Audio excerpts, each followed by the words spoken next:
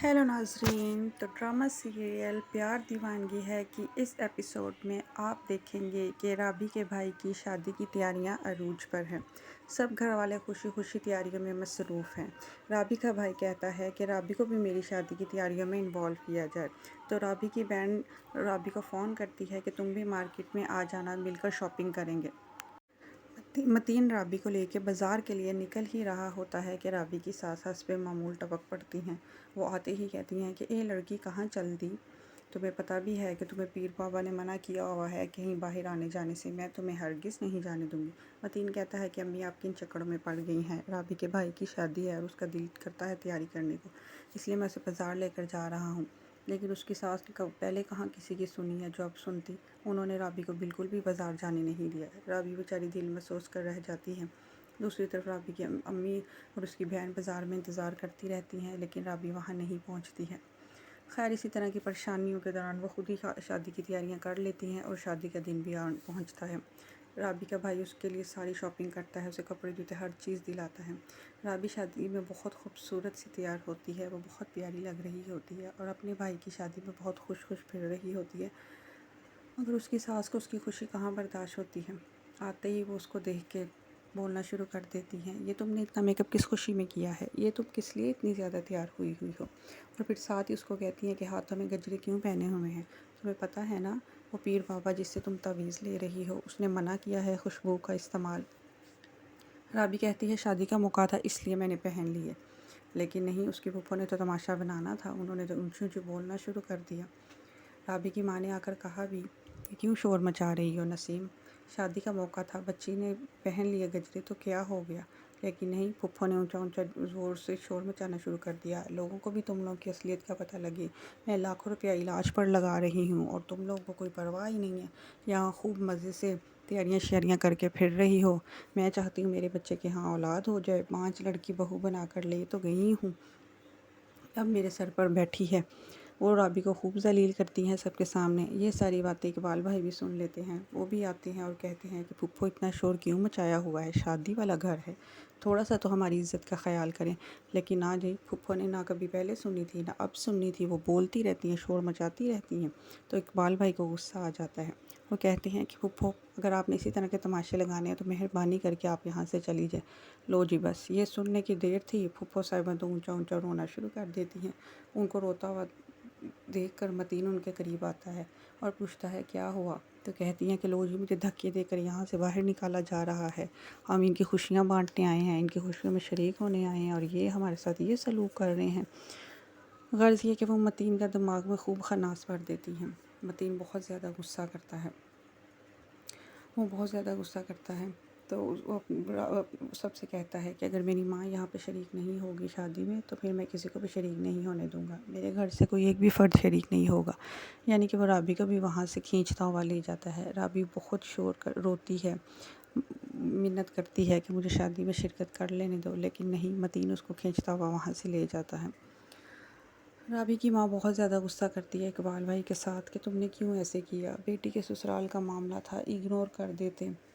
नसीम को तो तमाशे करने की आदत है, अब वो देखो तुम्हारी बहन को ले गई है, अब तुम्हारी बहन का कितना दिल है तुम्हारी शादी में शिरकत करने का, लेकिन अब वो नहीं कर सकती। तुम मेरे साथ चलो, हम वहाँ जाके माफ़ी मांगेंगे ताकि वो लोग राबी को शादी में आने दें। इकबाल भाई कहते हैं कि नहीं, मैं बिल्कुल भी नहीं जाऊँगा, हमारा कोई कसूर नहीं है, फूफो हर जगह शोर मचाती हैं, तमाशे करती हैं, मैं उनके घर उनकी मन्नत करने बिल्कुल नहीं जाऊँगा। इन्होंने आना होगा तो आ जाए, नहीं आना होगा तो ना आए, उनके बगैर भी मेरी शादी हो जाएगी। लेकिन उसकी माँ कहती है कि नहीं बेटे, बेटियों की खातिर ये सब चीज़ें बर्दाश्त करनी पड़ती हैं, तुम मेरे साथ चलो, बस चुप करके बैठना, मैं ख़ुद उन लोगों को मना लूँगी। राबी की माँ राबी के ससुराल जाती है, वहाँ जाके नसीम यानी राबी की सास से कहती है कि तुमने भी छोटी सी बात का यूँ तमाशा बना दिया, शादी वाला घर था, हमारी इज़्ज़त का ख्याल तो करती, वहाँ पर कितने लोग मौजूद थे। तो फूफो ने साथ ही शोर मचाना शुरू कर दिया, मैं वहाँ से थोड़ी नाराज़ होके आई थी, तुम्हारे बेटे ने मुझे धक्के मार के निकाला था, मैं तो वहाँ कभी नहीं जाऊँगी, मैं तो अपने भाई का घर समझ के चली गई, अब मेरा भाई नहीं रहा तो मेरी कौन वहाँ पे इज़्ज़त करेगा, मैं तो दोबारा वहाँ नहीं जाऊँगी। लेकिन राबी की माँ कहती है कि छोड़ दो, हम लोग बड़े हैं, ये छोटा है, इससे गलती हो गई, इससे गुस्सा आ गया था, अब ऐसा नहीं होगा, तुम लोग चलोगे तो ही बारात का मज़ा आएगा और बहन को भाई की शादी में शिरकत की इजाज़त दे दो, यूँ जुल्म ना करो। رابی کی ساس تو مان نہیں رہی ہوتی، لیکن رابی کا سسر کہتا ہے بس تم چپ کرو، اپنی بیوی کو کہتا ہے کہ بس تم چپ کرو، ہم جائیں گے شادی پہ اور ضرور شرکت کریں گے، یہ خاندان کی شادی ہے۔ بہرحال وہ لوگ سب شادی پہ اگلے دن چلے جاتے ہیں۔ وہاں پر رابی پھول لے کر پھر رہی ہوتی ہے تو اس کا کزن کے ساتھ اس کا ٹکرا جاتی ہے اور اس سے وہ پھول گر جاتے ہیں۔ یہ منظر متین دیکھ لیتا ہے۔ متین کو بہت زیادہ غصہ آتا ہے، وہ رابی پر شک کرتا ہے، وہ اس کو کہتا ہے کہ تم یہاں پر کھڑی ہوئی کیا کر رہی ہو؟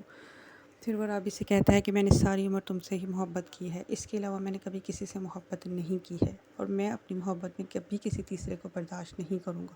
وہ رابی کے ساتھ بہت زیادہ غصہ کرتا ہے، اسے بہت زیادہ دھمکاتا ہے۔ رابی بس اس کو دیکھتی ہی رہ جاتی ہے کہ یہ متین میں کتنا بدلاؤ آ گیا ہے، یہ مجھ پر نہ جانے کیوں اتنی جلدی شک کرنا شروع ہو جاتا ہے، یہ تو مجھ پر اتنا زیادہ بھروسہ کرتا تھا۔ لیکن بہرحال متین کبھی غصہ کرنا شروع ہو جاتا ہے تو کبھی اس کے ساتھ پیار کرنا شروع ہو جاتا ہے۔ رابی بیچاری بس یوں ہی باولی باولی بنی سب کے ساتھ گھر میں پھر رہی ہے۔ دوسری طرف اس کی ساس اس کا بابوں سے علاج کروا رہی ہے، تویز دھاگا اور جادو ٹونا عجیب غریب قسم کے علاج کروا رہی ہے۔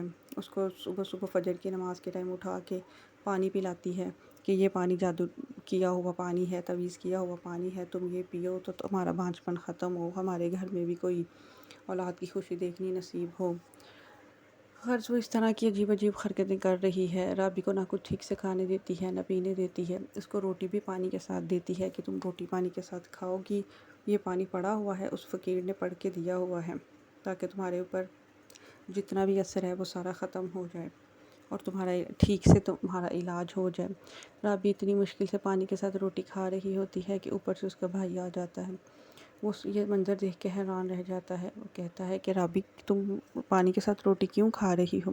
تو ساتھ ہی نسیم پھپھو جو ہے وہ باتیں بنانا شروع کر دیتی ہیں کہ ہاں جی، اس کو بابوں سے علاج کروانے کا بہت زیادہ شوق ہے، تویز دھاگا کروا رہی ہے اپنے علاج کے لیے، اس نے ہی اس کو یہ کہا ہے کہ پانی کے ساتھ روٹی کھائے، اس لیے کھا رہی ہے۔ اب تم تو بھائی ہو، تم سے کیا چھپانا، بانجھپن کا علاج آسان تھوڑی ہے۔ آج وہ اس طرح کی باتیں سناتی ہیں، اقبال بھائی کا دل بہت پریشان ہوتا ہے۔ یہ سارا منظر دیکھ کر وہ بہت غمزدہ ہوتے ہیں۔ وہ کہتے ہیں کہ ہماری بہن کہاں پر پھنس گئی ہے، لیکن وہ کچھ کر بھی نہیں سکتے ہیں۔ گھر آ کے وہ اپنی امی کو بتاتے ہیں کہ میں گیا تھا تو رات میں نے یہ منظر دیکھا کہ وہ روٹی پانی کے ساتھ کھا رہی تھی، تو پھپھو اس کا کہاں سے علاج کروا رہی ہیں۔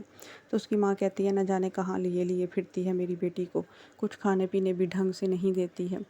تو اس کا بھائی کہتا ہے کہ بس رابی نے خود ہی اپنے لیے اس دلدل کا انتخاب کیا ہے امی، اب ہم اس کے لیے کیا کر سکتے ہیں۔ تو رابی کی ماں کہتی ہے کہ ہاں میرا دل کرتا ہے میں رابی کو کچھ دنوں کے لیے اپنے گھر لے آؤں، لیکن اب اقبال بھائی کی جو بیگم ہوتی ہے، جو رابی کی بھابھی ہوتی ہیں، انہوں نے بھی اپنے رنگ ڈھنگ دکھانے شروع کر دیے ہیں۔